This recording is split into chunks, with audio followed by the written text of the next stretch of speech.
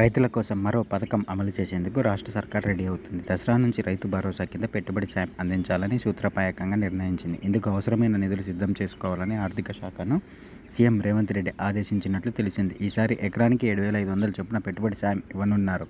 కొన్ని నిబంధనలతో పకడ్బందీగా రైతు భరోసాను అమలు చేయబోతున్నారు.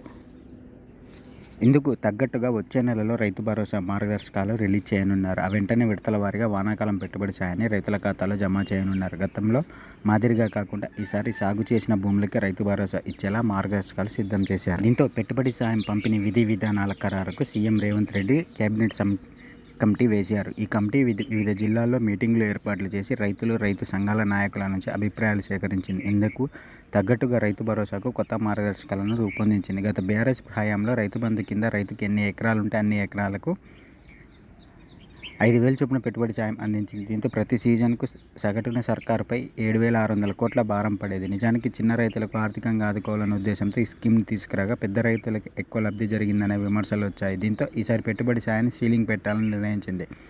రైతు భరోసా కొత్త మార్గదర్శకంతో పాటు ఎన్ని ఎకరాలకు ఇస్తారనే దానిపై క్లారిటీ ఇవ్వనుంది.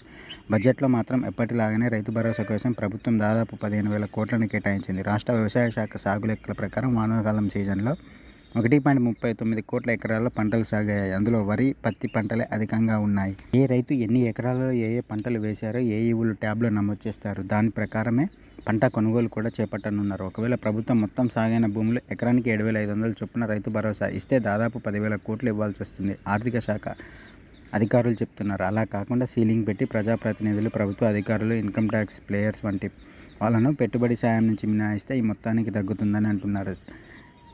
కేబినెట్ సబ్ కమిటీ చేపట్టిన అభిప్రాయ సేకరణలో అత్యధికంగా 7.5 ఎకరాల లోపే పెట్టుబడి సాయం ఇవ్వాలని, ఆ తర్వాత 10 ఎకరాలకు పరిమితం చేయాలని ప్రతిపాదనలు వచ్చాయి. కేబినెట్ సబ్ కమిటీ చేసిన ప్రపోజల్పై సీఎం రేవంత్ రెడ్డితో చర్చించాక ఫైనల్ చేసి ఆ తర్వాత మంత్రివర్గ సమావేశంలో ఫైనల్ చేయనున్నారు. నిబంధనలను అమలు చేస్తే సరాసరి గతంలో ఇచ్చినంత 7,500 కోట్లు అవుతుందని సెక్రటరియట్లో ఓ ఉన్నత అధికారి ఒకరు చెప్పారు. కేబినెట్ సబ్ కమిటీ చేపట్టిన అభిప్రాయ సేకరణలో అత్యధికంగా 7.5 ఎకరాల లోపే పెట్టుబడి సాయం ఇవ్వాలని, ఆ తర్వాత 10 ఎకరాలకు పరిమితం చేయాలని ప్రతిపాదనలు వచ్చాయి. ఈ దసరా నుంచే రైతు బంధు అమౌంట్ని వారి ఖాతాలో జమ చేయనున్నట్లు సమాచారం.